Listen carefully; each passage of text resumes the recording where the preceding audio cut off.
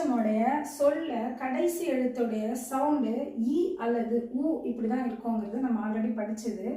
இப்போ தேடின்னு இருக்கு. தேடி இதனுடைய இறுதி எழுத்து சவுண்டு இ.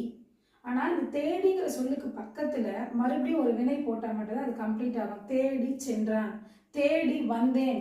அப்போ இது ஒரு வினையெச்சம் நமக்கு தெளிவாக தெரியுது. நடந்துங்கிறதுக்கு சொல்லுக்கு பக்கத்துலையும் நாம மறுபடியும் ஒரு வினை சொல்ல எழுதினா மட்டும்தான் அது கம்ப்ளீட் ஆகும். நடந்து முடிந்தது, ஏதோ ஒரு வினை சொல்லுக்காக இது காத்திருக்கு. இது வினையெச்சம், இது ஏற்கனவே தெரிஞ்சது. அப்போ இ அல்லது உ இவை இரண்டில் மட்டுமே இருக்குங்கிறது ஜென்ரலா நம்ம எல்லாருமே எல்லா இடத்துலையும் பார்க்குற ஒரு விஷயம். ஆனா இந்த கொஸ்டின்லயும் இதே வினையெச்சத்துல ஆ சவுண்ட்லயும் இருக்கும். மெல்ல அப்படின்னு வந்திருந்தா நாம அதை உடனே பெயரெச்சம் நினைச்சு டிக் பண்ணுவோம். ஆனா அது பெயரெச்சம் இல்லை, அது வினையெச்சம்.